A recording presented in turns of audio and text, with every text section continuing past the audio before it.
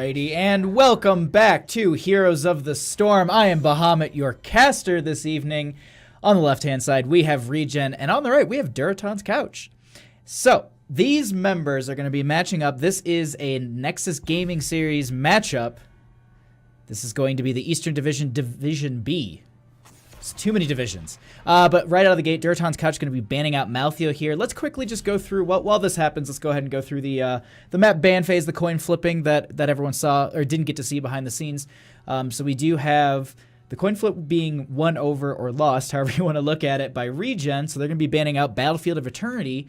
Then we're going to be having Durotans Couch, who banned out the Braxis Holdout. I abbreviated, and I was like, oh yeah, I'll totally remember that. Braxis Holdout was banned out, so ReGen going to be taking us to Infernal Shrines here. First, Durotans Couch is going to be taking us to Cursed Hollow for game number 2. We'll do an interview from the winner of that game. And then right after that, we're going to go right into a Division A matchup between Macaroni and Cheese and Modo. So a nice, solid, 2 hours of just games here. So I am absolutely excited about this. Thank you guys for swinging by.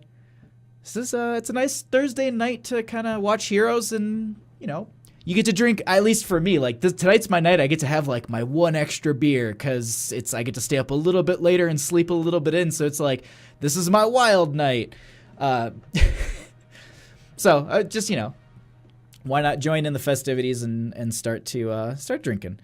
We'll trade $10. The other thing, let's just talk about really quickly here, the ReGen banning out Sonya. Sonya is a really, really strong solo laner, especially on a map like this in Infernal Shrines, when you do have the wonderful opportunity of, if you win a team fight, you can just stick Sonya on the shrine, and she can sit there and just spin and clear that while the rest of the team just pushes in the lane, can side soak. So there's a lot of opportunity with Sonya, and I have seen her in first pick slots even last night, I do believe. So it's something still to consider here. And I'm glad that ReGen's just you know what? We don't want it. We're going to get rid of it. Maltheo, though, same kind of thing. Offers a lot of good Shrine Clear as well as Shrine Fight with Tormented Souls, Tank Shredder, and it just overall, I mean, it's just something you don't really want to deal with. Now we can get into this pick here. This Tassadar. So the Tassadar pick... The Tassadar pick's really worrisome to me because right now you're saying, all right, we've committed to double support. So that means that, you're already locking in another slot for that. So you're probably going to be left with a hyper carry. Unless you stick... Yeah, you're probably going to end up with a solo hyper carry in this situation because you'll probably need something, beefy, maybe like an Arthas or... Artanis. You're going to see some of those for that solo lane, as well as Zagara, things like that. Which lends me to believe that they're going to be going to something like a Vala or a Tracer here before they go into the ban phase. Pair up that Tassadar with something that they're going to really like, and then they'll go ahead and also pick up, I would assume, I would say Diablo, but ETC is available, and he does have a lot of good slow, but... Ooh, actually we have Greymane. Now, really, we're going to jump around here a little bit. All right, let's talk about ReGen's draft. Genji and Lucio. I really like the Lucio. Break It Down is extremely powerful in these situations, especially when there is the dive that we're going to be seeing from Durotans Couch. That's a big thing, so that's a little bit of kind of like you can pump the brakes in a team fight, basically, with Break It Down.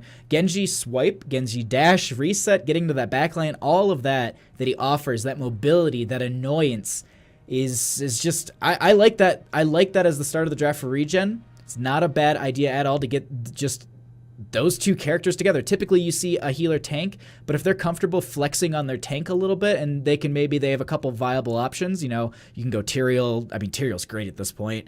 Go DC. We got people in chat already cheering. But overall, like the draft from both teams so far. The Greymane, I'm curious if that's actually going to be their solo laner, so that way they don't lean on to that hyper carry. Because I still... think that they're gonna I feel like they're gonna pair Tassadar up with something else still. Either way, Brightwing out of ReGen, not a bad idea, as we did talk about in the start of this draft that Durotans Couch are going to be going into this double support. It's very obvious because it's a first pick Tassadar. ETC actually being banned out by Durotans Couch, not a bad idea. Obviously, looking over at ReGen's draft, they need a tank. They still need a solo laner, but at this point, limiting something that might disrupt your team is probably the best, because at this point, the only thing they have as an interrupt for Mosh is, I believe, just the Diablo abilities and ultimate, where he's typically the one found in the Mosh. So that's one of those things that getting rid of that's not a bad idea. Now, this Dahaka being picked up for the solo lane, I love this. Dahaka on this map offers so many good entry points for a team fight, I guess you could say. And there's Arthas. There's that beefy boy. Ooh. Gargoyle Mount has been disabled. Is it the...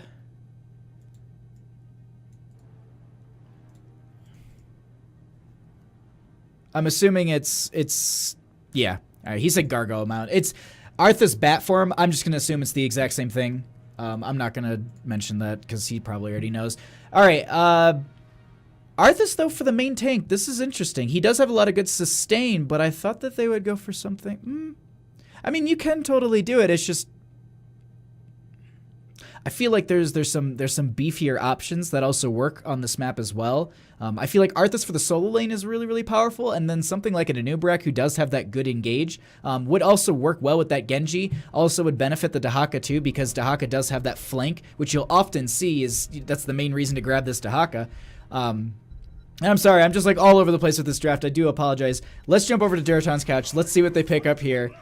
They do get the Rhaegar, so that is their second, and then there's the Anub'arak they end up getting themselves. And I really like this, but here's the thing. That's the hyper carry Greymane. So you're putting an Anub'arak or a Diablo into the solo lane? I don't know how I feel about that. We'll see. I mean, we'll see how it all shakes out. I have been completely wrong in drafts so many times, and it's just been like, no, this works out perfectly. It's just like, all right, you know what?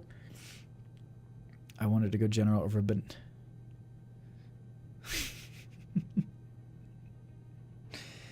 the invisible horse was banned out in there. I don't blame them. Like, I love the invisible horse. This last pick, though, on the side of ReGen, realistically, oof. You know what? I think that they should go Gul'dan here. I think it's going to offer them really good wave clear, because if they're going to go rotations, that's the whole point of the Lucio, I would assist. Not the whole point, but it's part of the point of Lucio. Baha, hello, I love you. Hello, Tim. I love you too. I missed you. How are you? I'm sorry. Ooh, Lunara being picked up. Let's just kind of side note that really quick.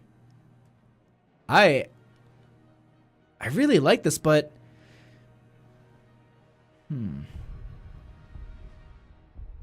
That's a lot. I really don't know who to give this over to. I'm really not sure. I like the fight and the damage that will come out of ReGen, but the control on the side of Durotan's couch is pretty powerful. And then the other factor, too, is the dive. They offer a scary level of dive, in my opinion. And the other thing, too, is they've got that second health bar that, ooh, is this a Bloodlust game? Twitch chat, is this a Bloodlust game? We're going to find out.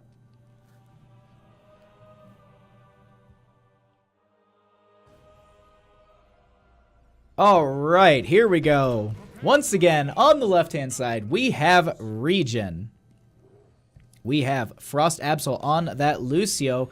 So Lucky will be playing the Genji, Murda on the Dahaka, Rising Star on that Arthas, and Danex going to be rounding out the team on Lunara.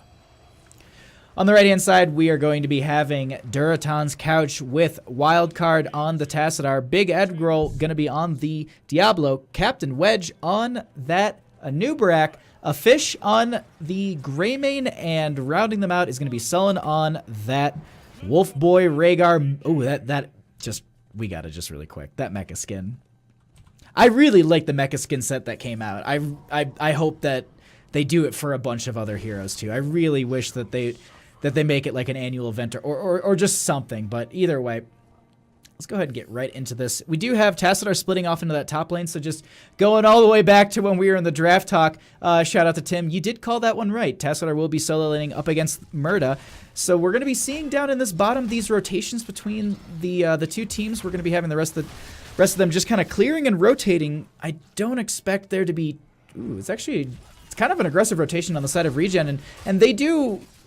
I mean, they were leaving 2 members in top. They could see that 2 were in bottom, so that it wasn't like that they had to worry about anything too much. But here's the thing: they took it once. Now they're going to take it again. But actually, a fish in a really bad spot, and he's actually going to be the first kill of the game. Going to be actually picked up by Lucio too. So ReGen going to be picking up that first kill of the game, and that's. I mean, it's not the biggest XP bump you can see, but still, I mean, it's a decent amount. It starts a gap, and that's all you need in our current state of the game. All you need is a little bit of a gap, and that gap can grow very quickly and very rapidly. And with the Greymane kind of just coming back, they do know that they're down here, but it's not like they can really do anything because they had started this. Actually, Greymane went over to this siege camp. So he's actually going to be picking that up. And I'm curious to see if they maybe take an aggressive rotation and try and take it themselves. Greymane hasn't really shown in lane, so I wonder if they do scout that out, they can potentially go for it. But it doesn't look like that's going to be the case.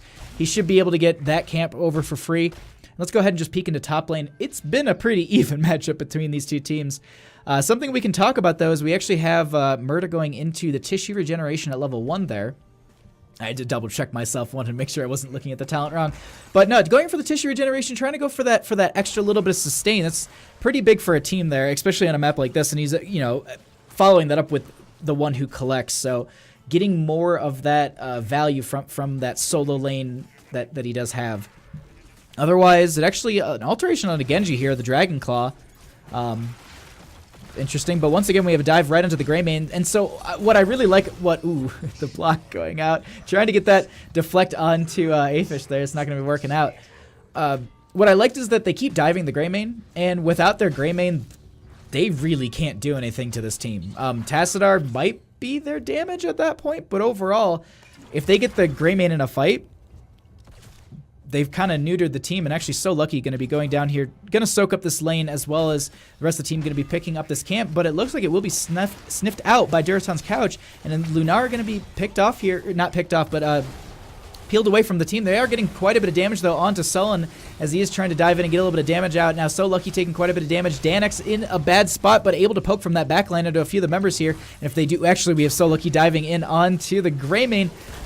Doesn't look like anyone would really net a kill out of this, and actually they end up stealing the camp away from ReGen. So nice invade from Durotan's Couch, didn't lose anyone, got a little low and almost took someone themselves, but it looks like ReGen were able to kind of bounce back in that fight, turn it around, make sure that they didn't lose anyone, also getting the clear and realistically not dropping too much in any sort of experience or any sort of like pacing in this matchup. And it actually looks like they're going to go ahead and give over a little bit of the shrine, pick up this bruiser camp, which it's a little bit of a risky play.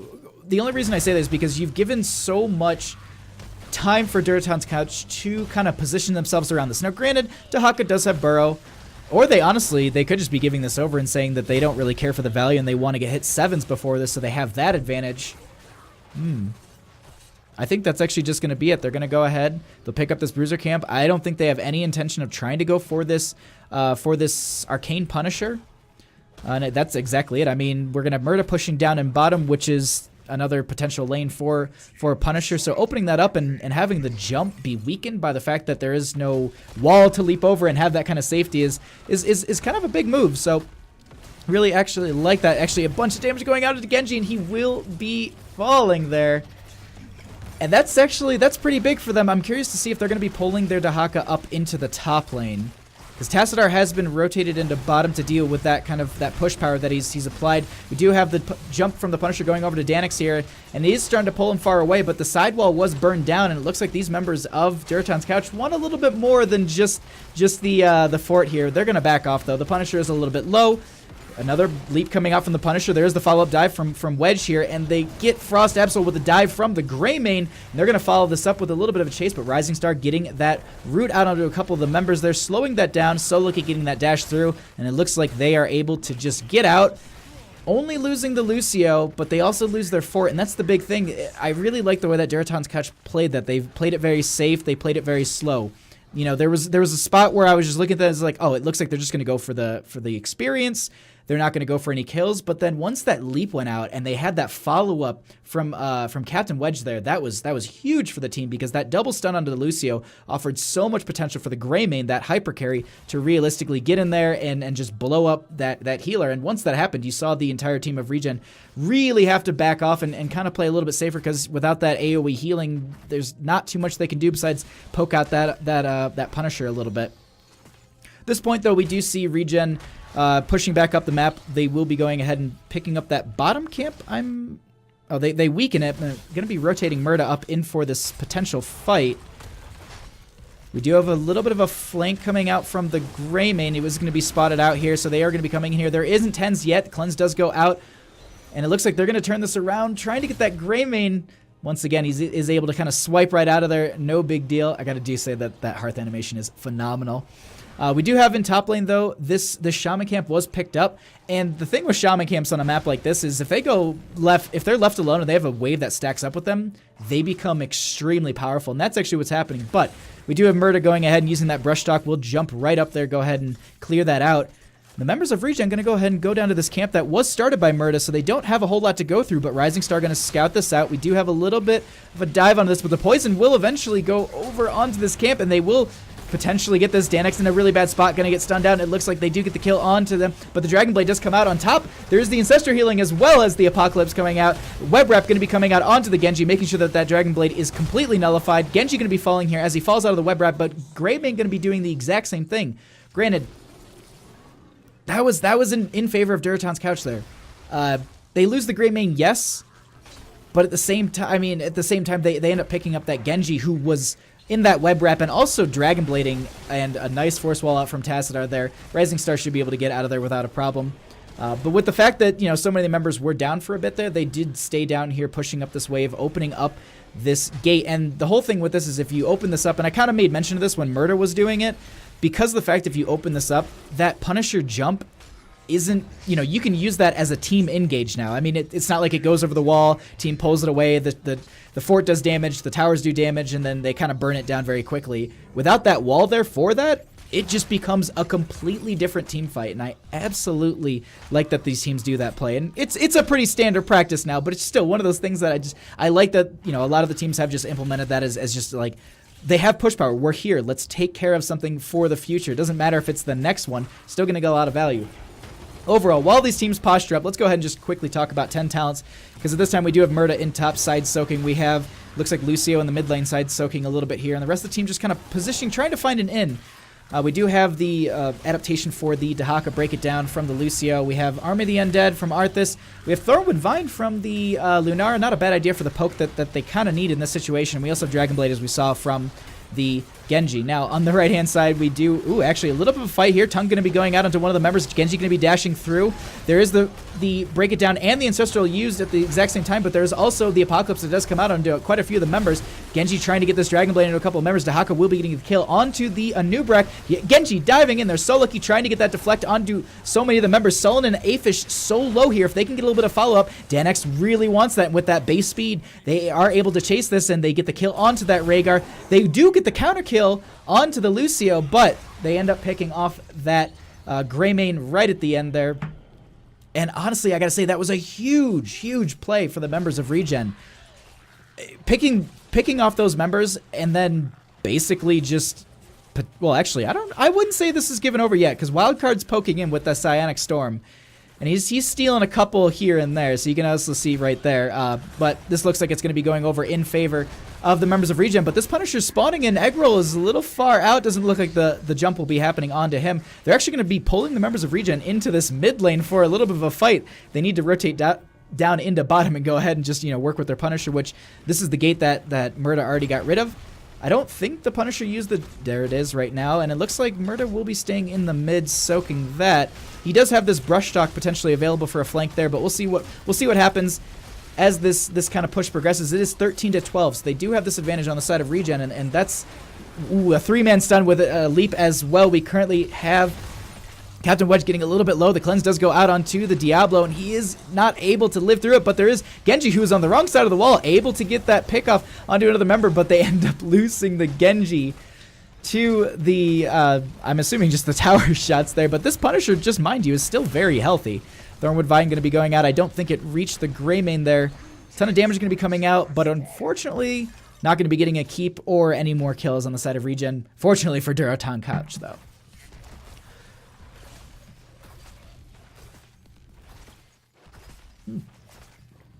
Whew. Just absolutely parched after that one. That was a huge and an amazing fight and back and forth over that shrine. But at this point, it looks like we're going to be seeing the teams just kind of going back into the lanes. The experience gap isn't crazy big, and they're also in same talent tier, so they don't really need to kind of like, they don't need to strive and fight for that potential, like, oh no, like we might, you know, we might be losing out. We got to take the fight now before they hit 16 or something. It's about I'd say a level and a half difference. But overall, I don't think this is something that they can necessarily fall too behind on as long as they manage their lanes, which at this point they are rotating as 4, but I'm hoping that maybe they just start a rotation between mid and top. I mean, mid and bottom. They'll need to go up to mid regardless for that clear as ReGen went ahead and picked up that camp. And honestly, with the scouting ability from Lunara, they're going to go ahead and rotate onto this camp and probably actually take it. Or do they go for the bush party? That's the big question. She does have the vision in this bush over here. No, they're going to be showing probably in bottom in just a second. Tassadar are going to be checking bush here. This is a lot. The sneaking between these two teams is absolutely insane. And the other crazy thing, too, is I don't think that they've shown. Rising Star might have shown during that rotation. They are starting to back off here. Captain Wedge going to get that stun onto a couple of members, but Lucio going to boost it up, trying to get that speed for the team, and they actually get the tongue onto the Diablo. Cleanse does come out. The Ancestral is pulled as well, but I don't think it's going to be enough. They will be losing their Dahaka, which I believe he should have souls, but that means he's going to be a little bit... He's not going to hit as hard, not having all these souls stacked up. The other thing to note here is that we do have the next Punisher popping up into mid, and I think it should be in the next minute or so. And they're already starting to just work down this lane with... It's big for the members of ReGen. I like that the pacing that they've currently set for this game is their own, and they're making Durotan's Couch kind of respond to it. And so they're just saying, like, you know what, we're going to go in this lane, we're going to go do this. And you have to come and basically sit here and make sure that we don't get your fort, because you can't really do anything. They've got 16s, and they're going to be looking for this fight, and all they can do is defend. They don't want to give over the fort for free. This is just ReGen's really they're playing a strong game here. So we're going to go ahead and actually have this Shaman camp pushing into the top lane. The rest of the team should be rotating up just to go ahead and get the clear onto that. They will stagger another one from the friendly side, and that should work out perfectly as this shrine is going to be popping up. Meanwhile, though, just to note really quickly, in bottom lane, we do have Wildcard just in here, just trying to soak up as many waves as possible to try and get closer to 16. If they can get on even talent here, maybe they can just flip this shrine around. I mean, we did basically see it, I think, from the last shrine itself. Well, I think actually ReGen was ahead there in level. But overall, I thought there was a lot of good control on the side of Durotan's Couch before going into that one, and then they completely got just... I wouldn't say bodied, but definitely it was a hard team fight for them over that last shrine, and it turned it around for ReGen here. And ever since then they've had some really good pacing for the map. They've had some very good control, and realistically they've been making smart decisions with how to play this and where to focus the rotations, as well as also the Dahaka play here. Is just it's been pretty good to have him just coming in for those flanks as well as side soaking, keeping the team very ahead here. But at this time, with this fight coming out, I really am hoping that we maybe get a big flank out of this corner bush here onto one of the members. We do currently have the Punisher getting worked down by a couple of the members here. It is going to get the stun into a Nubrak, but he's a little too far out for them to really capitalize on anything there. And with that, they're going to go ahead and just go on to this keep front gate. Meanwhile, though, in top, we are going to note Murda is still soaking. So with that double soak, they are starting to excel quite quickly in a experience difference here, especially with the fact that they're getting down this gate in mid. Doesn't look like it's going to be happening. It's going to have a sliver of health. They thought about it. They keep going back and forth for it. Just really quickly, we got to look. It's 51 health. 51 health left on that. But it'll be a little bit of experience buff later. At this point, we're just going to see the team's going to be rotating down. I was going to say picking up camps and creating... Oh, all right. So they're going to be rotating down to this bottom and picking up this camp with Murda. Just creating this lane pressure consistently is big for the team, because this is where... I keep saying the word pacing, but this is where it all comes from, because at this point, if they were to just sit in a bush and wait for a potential gank, they might get one, which would be big, but they also... Ooh, actually, the Wisp going to see this here. Rising Star going to get... Ooh, there is the Force Wall. Nope. Big Admiral going to dive in, but it doesn't look like they're going to be taking the fight. They back right off of this, and they don't really want to be losing out. And the big thing to consider here, too, is that these death timers for these team members are getting longer and longer. So we do have to worry about that as we're getting into this later half of the game. So some of these team fights, as we did just see there, they were on even talent tier. Yes, it was a 2-level difference, so there is a bit of a damage buff in favor of ReGen here. But the thing to consider is just like the death timer is so long, and with the Punisher probably coming up within the next 30 seconds or so, or at least the timer popping up, it's just one of those things like you don't want to wipe right now and then have them position around the entire shrine and have complete advantage around it. So I like that the plays that they're making, they're being really, really smart about this on the side of Durotans Couch, just kind of soaking in the lanes where they know that the other members are. And it looks like they're actually going to sneak down into bottom and go ahead and work down this fort, try and push themselves closer to an even experience gap. But of course, ReGen is going to make a different play. They're going to go ahead and say, you know what, you want to take our fort? How about we just take your keep in the top lane? So they do get the fort. We do see the hearts coming out from the entire team here. Now this keep is, it's not going to be falling anytime soon, especially with the entire team here, but they do pull them back out of that bottom lane, and the race isn't there. And overall, I would say that was a strong play for Durotans Couch, because the fact that they're just getting closer in that experience, they're closing that experience gap, as well as just opening up the maps for themselves. And if they can get this next Punisher, it is going to be nice and powerful that it will be pushing down the bottom lane.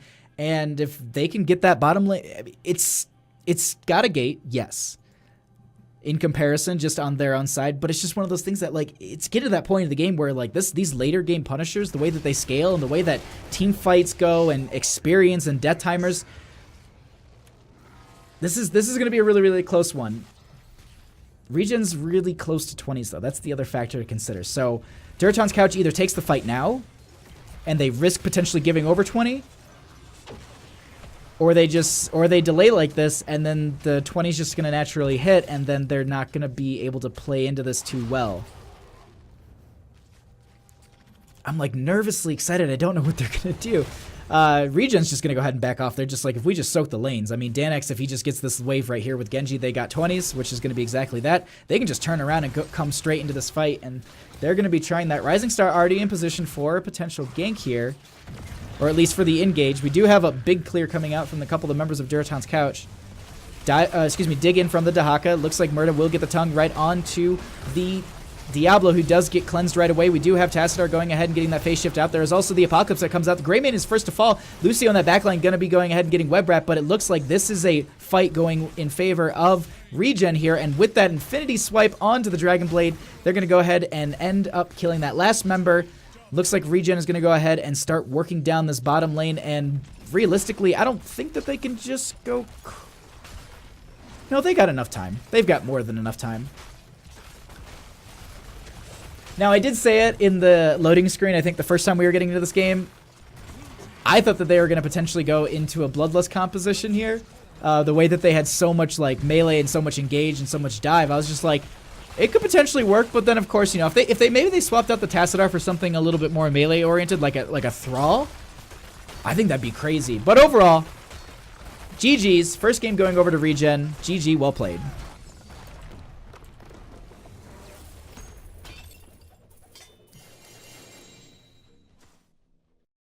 I need to push buttons. All right, let's get into Curse Hollow here. And also, I need to... There we go. So, on the left-hand side, once again, if you are coming to the stream new, thank you for swinging by. As well as on the left, we do have ReGen picking up that first game on Infernal Shrines there, which was their own map call.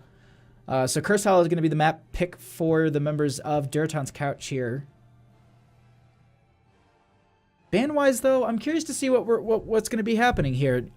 Do they put the priority onto the Sylvanas split push? On a map this large, she can be a nuisance, and rotating to just defend against her can be not devastating, but a hindrance towards the team. So, oh, it looks like they just don't want to deal with Sonya. We're going to see another Sonya ban out from ReGen? Potentially.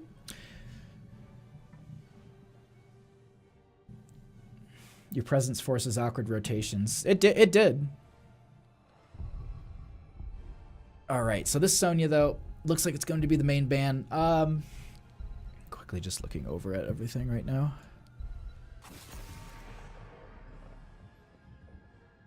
Six. We'll maybe do that. We'll see. I got to see how everything shapes up for this, though. But they go ahead and they ban out that Sonya. Dahaka Genji Lucio was a steal on Infernal Shrines. I don't disagree with you at all.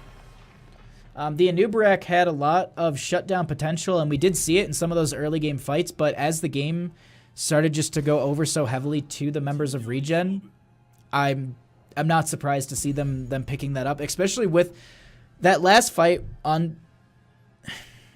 It was like a 50-50 thing. Like, I personally think that they maybe should have just given it over. It was a risky call, and it was actually, you know what? I should say it's a ballsy call, because I would have just been like, no, man, we should just side soak for 20 and then potentially just defend this huge push that's going to suck. But, you know, it's a respectable call, and they were trying to go in on that, but unfortunately with just that 20 power spike, and also the fact that you had the Dragon Blade that was just completely swiping through the team, that might have been, you know, the web rep did go into the Lucio, but I'm not sure if it was maybe meant for the Genji. And it's just one of those situations where it was like, that Genji, as we saw in the end of the game, just sat there swiping through all the members, and it was just melting them like butter. But we do have an ETC Brightwing pickup here. Potential double global, but a definite, you know, that singular global with the Brightwing. And the other thing to consider here is that you have already boss control out from Brightwing. And so on the note of that, curious to see what we're going to be getting out from these teams when it comes to that boss control. We used to see Tyrael here ban Hanzo or Sonya. So the start of the draft is going to be the same for ReGen. We're going to go ahead and pick up the Genji, Lucio, Dahaka. Hanzo going to be banned out. Sorry, I apologize for not talking about that. Hanzo's just really freaking strong, and I don't disagree with their ban whatsoever about getting rid of him, especially when you don't have first pick. Yeah, I ban out that brother. But Durotans Couch going to be going ahead and getting another ban another ban slot. Ugh, can't talk tonight. Jeez. All right, do need more water. Lunara going to be banned out though. The vision she provides is really, really strong for the team. I should talk into my microphone too.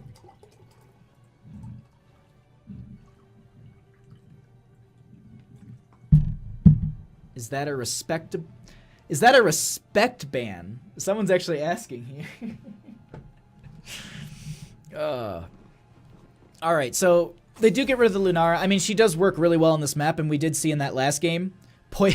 Poison isn't fun. I'm not going to disagree with you whatsoever, Captain Wedge there.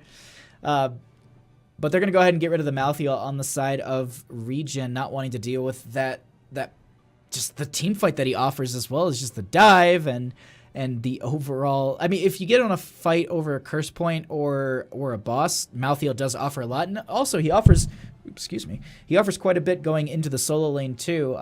Going up against that Dahaka would be a little bit of a nuisance. So I really like the bans that are coming out from both teams. Really just well thought out bans that either are geared towards limiting some of the members of an enemy team, or just overall just strong bans against a team based on the comp in the map. These next two picks, though, on the side of Durotans Couch, I realistically think that they should be going into some sort of delay for the Shrine. I personally like Gul'dan. It offers another good boss control, and then maybe pick up their solo laner.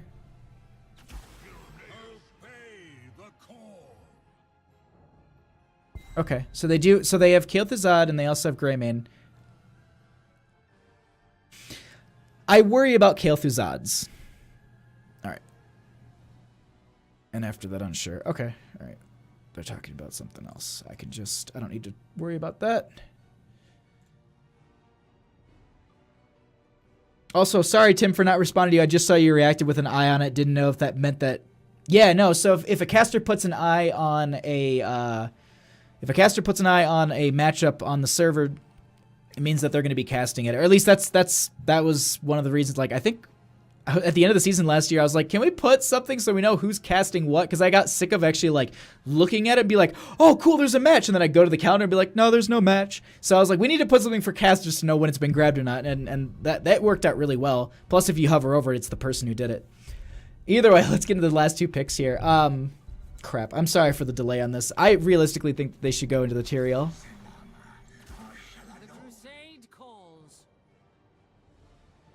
Thornwood Wine gets a lot of value in the meta because the meta is solo support, therefore damage stinks. Hamper the enemy team from engaging.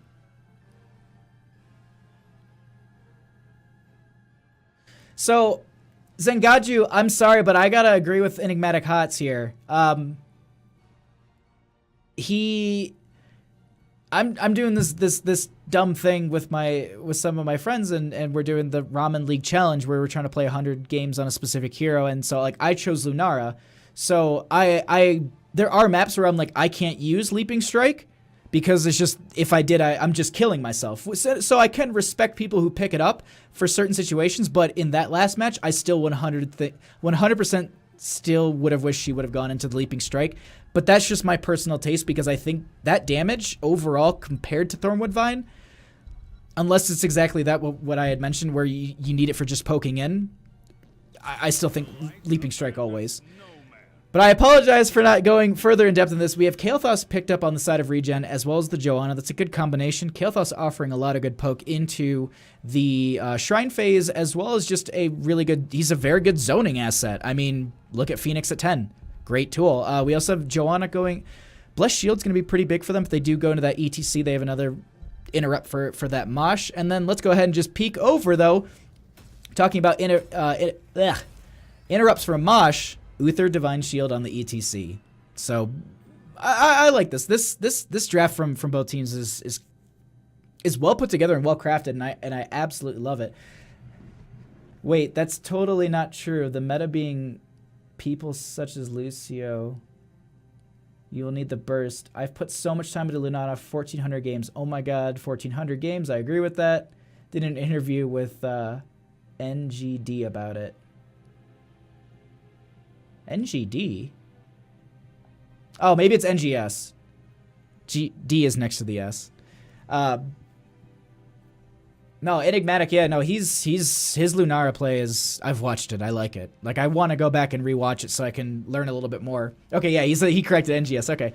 All right, but let's get into this. On the right-hand side, we have Durotan's Couch with Captain Wedge on the Uther, a fish on that Kel'Thuzad, Big Egg Roll going to be on the ETC, Wildcard on the Greymane, and Sullen going to be rounding it out on the Brightwing. On the left-hand side, we have ReGen with Murda on that Dahaka, So Lucky on the Genji. We have Danix on the Kael'thas, Frost Absol on the Lucio, and finally Rising Star on that Johanna. So let's go ahead and take a peek at some of these level 1 talents here. Doesn't look like it's anything too out of the ordinary. Brightwing definitely going for that cooldown reduction. I'm also just checking into that bush. Honestly, I can't really say much about the talents at 1 because it does look like it's pretty... We do have actually Loss of Hope at level 1. I don't think that's pretty much the standard we see from her, if I'm not mistaken. But either way, we'll go ahead and just take a peek at this. In the top lane, we do have So Lucky currently solo lane. Genji not offering the best clear, but we'll see actually if maybe they can get... If they can get any value on this. We do have a stun going out. Kael'Thuzad trying to get one of the chains out. But with 2 members up here, So Lucky's going to have a difficult time trying to push this back. We do have Big Egg Roll and Sullen going ahead and just working in that mid lane. And then in bottom, we do have Wildcard going up against Murda. So overall, I mean, these lanes have been just kind of spread out pretty well. Now, the one thing I will note is that right at the minute mark, we do have Danix and Rising Star already jumping onto this hard camp. And then we also, the other thing to note here is that we have Genji already starting to work on the siege camp. So they're not very present in their own lanes. And yes, they're going to lose out on a little bit of experience here. But the factor is that they're going to have the siege camp pushing up into the top lane. If they can delay that, that'll be pretty big for them, as well as they'll have this bruiser camp in mid. Now, the only thing is you are giving over a little bit of experience, but the thing is, Durotan's Couch aren't really taking advantage of that. They're not staying in the top lane. They're not pushing that in.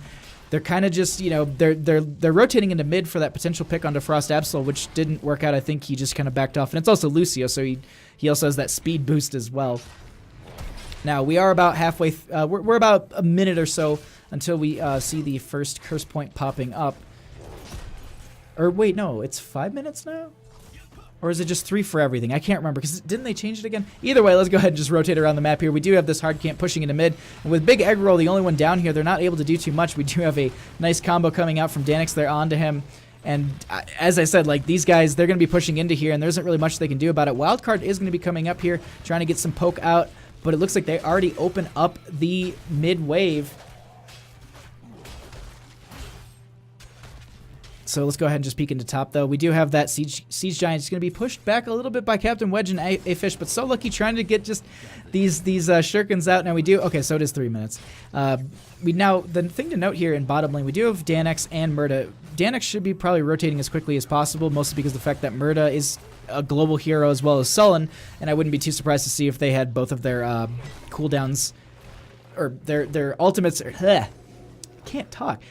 The Brush Shock and Phase Shift are off cooldown, so they'll be able to do that at the last second as this team fight starts. And the other thing to note here is that there is Peekaboo for the Brightwing, which is going to offer a vision for the friendly team as well as a spell shield, so it's going to be a little beneficial for them here, especially up against this Kael'thas, who's going to be trying to spread this Chain Bomb onto a few of the members and is going to connect onto the Kael'thas, who is taking quite a bit of damage, but with the Brightwing back up here, should be able to passively heal. But there is a pull from the Dahaka that just snuck up right behind them, but they start to turn around onto him, and now he does have that burrow with that essence, so it looks like Murda will be able to get out of there. He is going to start channeling the tribute here, and it looks like this is going to be the first one going over in favor of ReGen. And I gotta say, that Brushstock was just timed out so well. I mean, kudos to Murda there. Like, he popped out of the bush, got that tongue onto the Kael'thas, got like 2 autos, and he just blew up. Like, kudos to Murda on that one right there.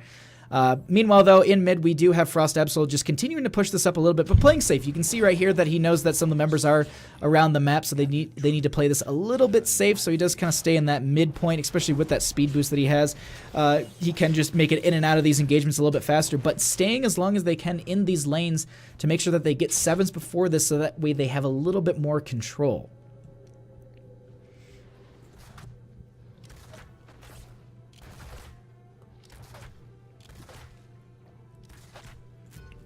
Ooh, sorry, I gotta grab more and more water, because these guys are just non-stop. Like, I can't take a break sometimes. So Sullen gonna go ahead and actually get tongued here by the Dahaka, taking quite a bit of damage. There is Genji trying to dive in with that dash to get the kill. The polymorph will come out, so he doesn't really have the ability to get out there. Joanna gonna get hit by Kael'thas's slow there, but there won't be any follow-up damage, because it is just pretty much Joanna. She has a million ways to live, especially at this low level with not a whole lot of dive and without their 10s, without any of that chunking that you're going to get from the Grey Mane, because we can probably assume he's going to be going into Curse Bullet here.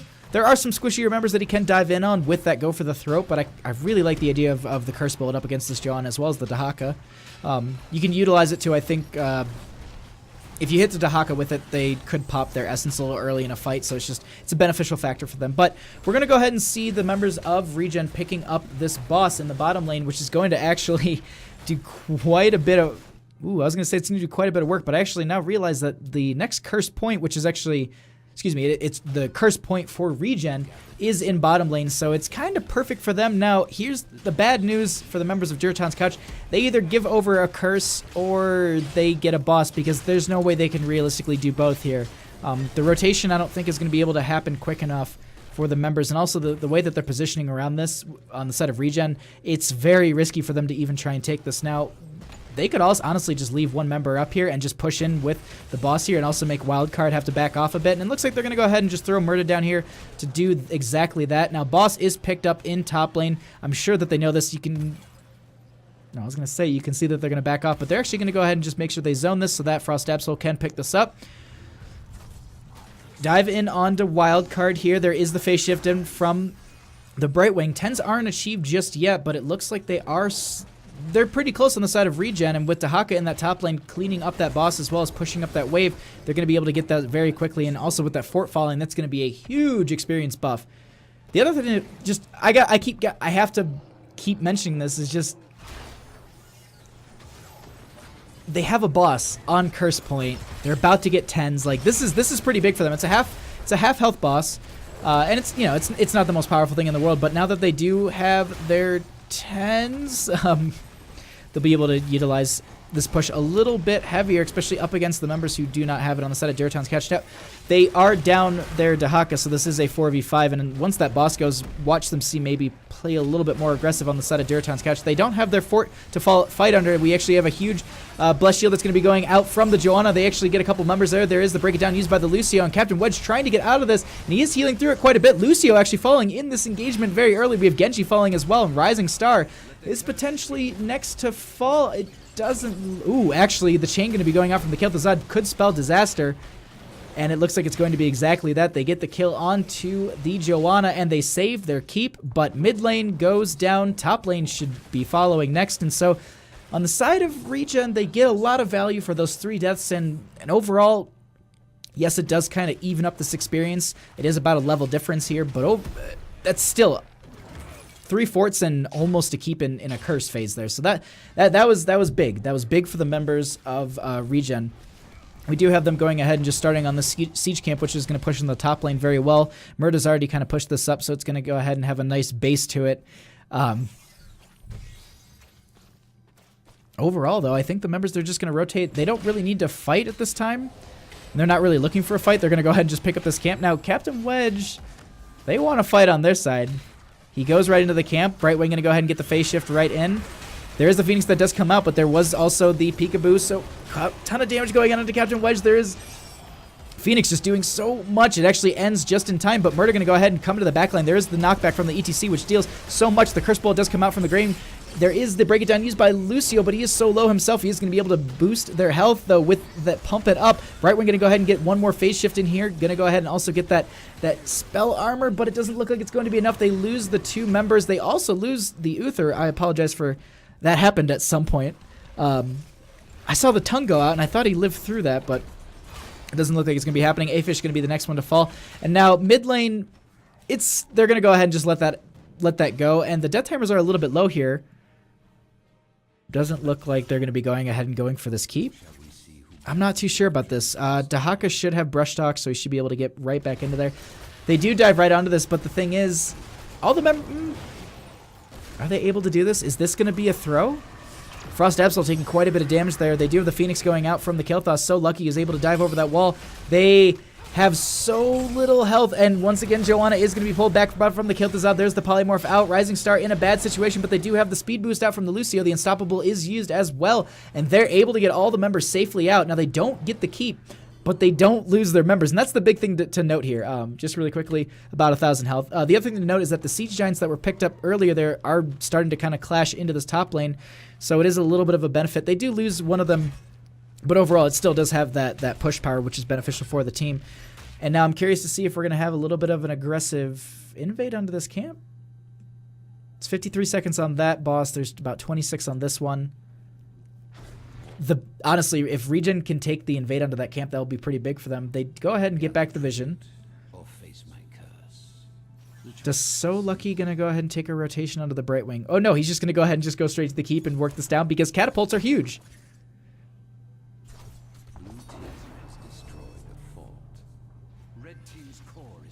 Okay, so that's the big thing to note here, though, is that catapults pushing in a lane, especially... So here, all right, let's back it up. Whew. Oh, they're gonna give this over. Yeah, they're gonna give this over. I like this. So the one thing I was going to say, and this is what I thought they were going to do, but it doesn't look like it's going to be the case. They actually go ahead and they unleash the boss. And we'll pause for a hot second. The Phoenix does go out into the engage here. We do have ETC currently setting up for Amash. It isn't available just yet, but we do have the Greymane, who was about to get phase shifted by the Brightwing, is going to be falling very early in this fight. We do have Kel'Thuzad trying to get that chain out onto So Lucky, but it did not connect there, and they're starting to chase now. Captain Wedge is in the backline, gets slowed by the Joanna. There is the tongue out from the Dahaka. They go ahead and get the dash right through. Murder will steal that kill, though, from So Lucky. So here's the thing that I wanted to note about bottom lane and catapults, and mostly just catapults overall. On a map like this, where objective can be fought over for quite some time, when you have that sort of advantage, you want to delay this out forever. And they've got some decent poke on the side of ReGen. Realistically, though, I think that Durotans Couch has... They've got a couple more things that they can utilize and rotate through to delay out a pickup onto these points, but overall, with the level difference that there currently is, there's really no point in trying to take this fight because they don't want to stagger a death potentially. But here's the thing: do they go for the boss call once again? Does it happen? We get the stun onto So Lucky here. Meanwhile, though, I just want to note there's like 4 catapults currently stacking in bottom. They scout out this boss. Doesn't look like there's going to be anyone there. Are they going to go for it? Genji's only showing in mid. The rest of the team is currently not showing in this back area, and Dahaka is top. They go ahead and it looks like they're going to rotate up into the top lane, play it safe. Man, I wish I could... Oh, God. I keep, like, peeking over at Twitch chat. And I'm like, man, I wish I could just take part in the Lunar discussion. We do, though, have these members just positioning for this next curse point. Now, this is curse point for the members of ReGen, and it's, you know, they want to deny it so bad on the side of Durotans Couch. But here's the thing, it's 16s to 13s, and so it's a little risky for Durotans Couch to go in for this fight, but we're going to see what's going to be happening. Now, bottom lane's been stacked up quite a bit. I don't even want to peek down there just yet. So big egg roll going to be trying to set up for, I'm assuming, just a gigantic mosh. There's the power slide in. The cleanse does go out. They get a couple members, but there is the knockback. But Danix taking quite a bit of damage. The break it down is used. We also have Phoenix going down as well. The D shield does go out onto the ETC, but we end up losing the Brightwing in this situation. We're also going to be losing Kill through Zod. And I don't think he had his stacks to come back. And the other thing... So this is what I'm talking about. They can chase this for days. It doesn't matter if they get Curse Point or not. Genji will go ahead and pick up that Uther kill. He does have some Ghost Healing, but they will get the kill onto the ETC. Now this is what I'm talking about. This could spell disaster. They're going to go ahead and also pick up this Curse Point, which will just weaken this minion wave and actually allow these catapults to push up a little bit heavier. Granted, though, the other thing to consider is that they did lose one, and it looks like they're going to go ahead, burn down that wall, rotate right past the keep, and past some of these members, it looks like. They're going to go straight on Decor, and it looks like they want to end it here. So it's going to be game number 2 going over to ReGen. GG, well played.